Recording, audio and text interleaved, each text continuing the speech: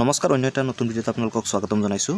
তো মই যদিও আগত আপোনালোকক দেখুৱাইছোঁ যে ছপৰ্ট পৰ্টেলত আপোনালোকে কেনেকৈ মেৰিট লিষ্ট উলিয়াব, তো বহুতে কিন্তু পৰা নাই, বহুতে সাৰ্চ কৰিও পৰা নাই। তাৰপিছত মই আপোনালোকক এটা কটন ইউনিভাৰ্চিটিৰ মেৰিট লিষ্ট কেনেকৈ উলিয়াইছোঁ লাইভ আপোনালোকক দেখুৱালোঁ।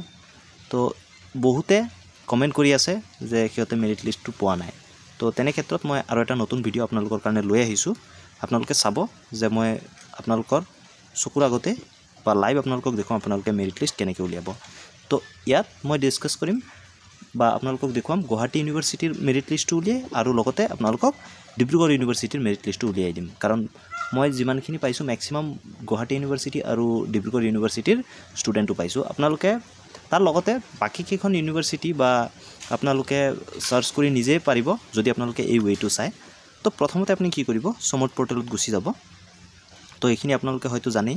তো ছপৰ্ট পৰ্টেলত যেতিয়া আপুনি পৰ্টেলটো অপেন কৰি ল'ব, ছপৰ্ট পৰ্টেলটো, তো আপুনি এনেকুৱা এখন ইণ্টাৰফেচ দেখা পাব। তাৰপিছত আপুনি 3 লাইনত ক্লিক কৰি দিব। ক্লিক কৰি দিয়াৰ পিছত মেৰিট লিষ্টত ক্লিক কৰি দিব। তো ক্লিক কৰি দিয়াৰ পিছত আপুনি কি কৰিব, আপুনি যোনখন কলেজত আবেদন কৰিছিলে সেইখন কলেজ আপোনালোকে চিলেক্ট কৰিব লাগিব। তাৰ আগতে আপোনালোকে জানি লোৱা দৰকাৰ যে আপোনালোকৰ যোনখন কলেজত আপোনালোকে এপ্লাই কৰিছে সেই কলেজখন কোনটো ইউনিভাৰ্চিটিৰ আণ্ডাৰত আছে। আপুনি গুৱাহাটী ইউনিভাৰ্চিটিৰ আণ্ডাৰত এখন কলেজত এপ্লাই কৰিছে। তো প্ৰথমতে আপুনি কি কৰিব, ইয়াত গুৱাহাটী ইউনিভাৰ্চিটি বুলি সাৰ্চ কৰি দিব। ঠিক আছে, আপুনি সাৰ্চ কৰি দিলে বা আপুনি সেট কৰি দিলে। তো ইয়াতে আপোনালোকে চাব পাৰে গুৱাহাটী ইউনিভাৰ্চিটিৰ যিকেইখন কলেজ আছে সেইকেইখন কলেজৰ মেৰিট লিষ্ট ইয়াত আহি গৈছে। ইয়াত আপোনালোকক কি দেখুৱাব আপোনালোকে চাব পাৰে দেই। মই আপোনালোকক দেখুৱাইছোঁ গুৱাহাটী ইউনিভাৰ্চিটি আৰু কলেজ কি আছে, লুইতপৰীয়া কলেজ।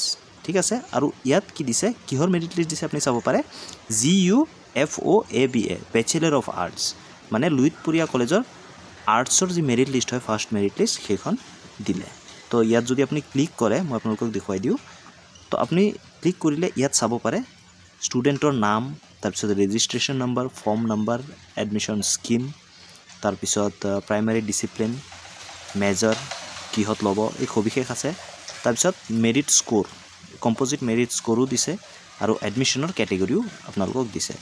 তো এইকেইটা আৰ্টছৰ মেৰিট লিষ্ট। তো আপুনি যদি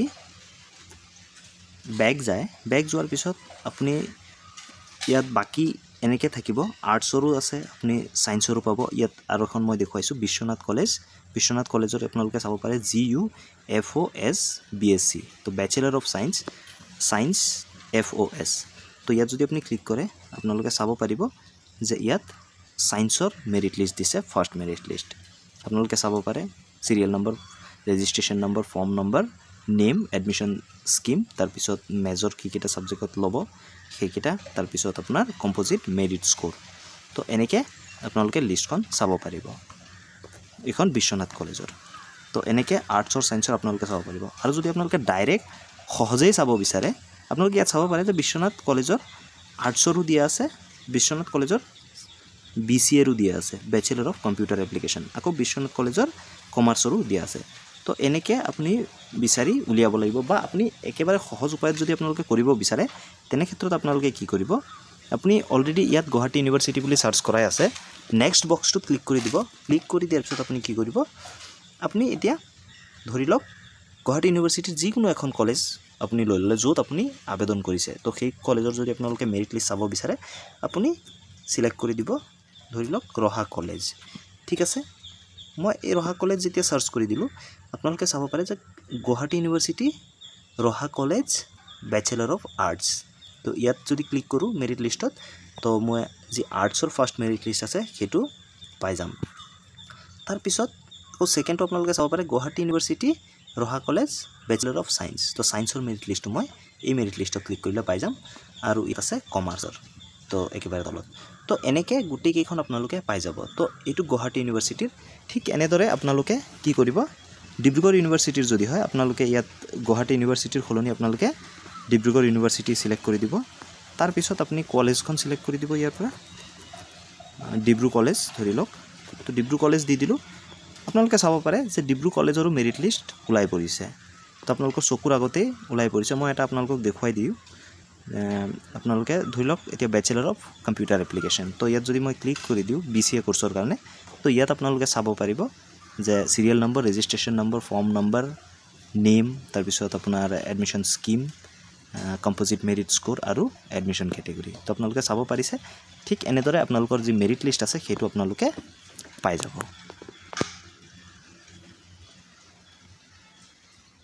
তো আপোনালোকে লাইভ নিজে চেক কৰক আৰু লগতে আপোনালোকক কৈ দিওঁ যদি আপোনালোকৰ নাম আহিছে আপোনালোকে অকমান ধৈৰ্য ধৰক মই আপোনালোকৰ কাৰণে এটা ভিডিও লৈ আনিম যে সমৰ্থ পৰ্টেলত আপোনালোকে আপোনালোকৰ যি এডমিশ্যন অফাৰ হয় সেইটো কেনেকৈ একচেপ্ট কৰিব লাগিব অতি সাৱধানে কৰিব লাগিব আপোনালোকে ভুল নকৰিব যদি আপোনালোকে ভুল কৰে তেনে ক্ষেত্ৰত কিন্তু আপোনালোকৰ এডমিশ্যনত অসুবিধা হ'ব পাৰে সেয়ে আপোনালোকে এই চেনেলটো সাবস্ক্ৰাইব কৰি থওক মই অতি সোনকালে আপোনালোকৰ কাৰণে ভিডিও লৈ আনিছো আপোনালোকে কেনেকৈ এডমিশ্যনৰ অফাৰ যেটো হয় সেইটো আপোনালোকে একচেপ্ট কৰিব ভুল নোহোৱাকৈ আৰু তাৰ লগতে আপোনালোকক আৰু দুটামান কথা কৈ থওঁ যে আপোনালোকে যদি আপোনালোকৰ বেংক ডিটেইলছ এতিয়ালৈকে ভৰোৱা নাই সমৰ্থ পৰ্টেলত আপোনালোকে ভৰাই লওক এতিয়ালৈকে আপোনালোকৰ যি পৰ্টেল আছে তাত বেংক ডিটেইলছ ভৰোৱা সুবিধা উপলব্ধ আছে আৰু আপোনালোকৰ যি ABC ID হয় সেইটো যদি আপোনালোকে এতিয়ালৈকে লিংক কৰা নাই আপোনালোকে লিংক কৰাই লওক ABC ID লিংক কৰাৰ কাৰণে আপোনালোকৰ নাম বা নামৰ স্পেলিংটো একাডেমিক ডিটেইলছৰ মতে সেম হ'ব লাগিব আৰু লগতে আপোনাৰ ডেট অফ বাৰ্থটো সেম হ'ব লাগিব আৰু আপোনাৰ যি আধাৰ কাৰ্ড আছে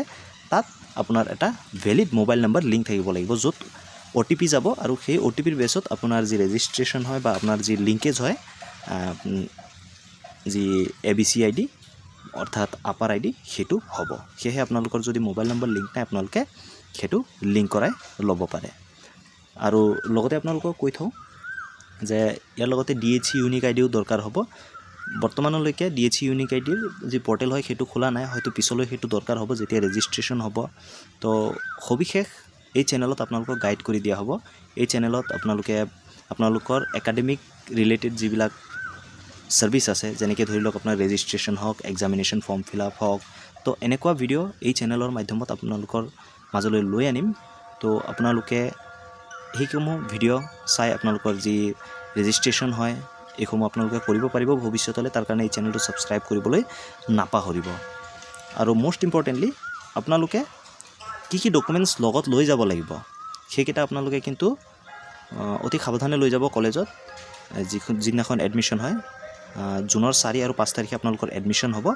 তো কি ডকুমেন্টছ লাগিব তাৰো ভিডিও মই বনাইছো আপোনালোকে এই ভিডিওটো আপোনালোকে চাব পাৰে চেনেলতো দিয়া থাকিব চেনেলত দিয়াই আছে অলৰেডি মই আজিয়ে দিছিলো ভিডিওটো আপোনালোকে সেই ভিডিওটো চাই আপোনালোকৰ যি ডকুমেন্টছ সমূহ হয় সেইকেইটা ৰেডি ৰাখক 4 আৰু 5 জুন তাৰিখে আপোনালোকে সেই ডকুমেন্টছখিনি লৈ যাওক লৈ গৈ আপোনালোকে আপোনালোকৰ এডমিশ্যনটো কমপ্লিট কৰক কিন্তু তাৰ আগতে আপোনালোকে আপোনালোকৰ যি এডমিশ্যনৰ অফাৰ আছে সেইটো আপোনালোকে কেনেকৈ একচেপ্ট কৰিব মই নেক্সট ভিডিওত দি দিম তাৰ কাৰণে চেনেলটো সাবস্ক্ৰাইব কৰিবলৈ নাপাহৰিব এইটো ভিডিওত ইমানেই ধন্যবাদ জয় অসম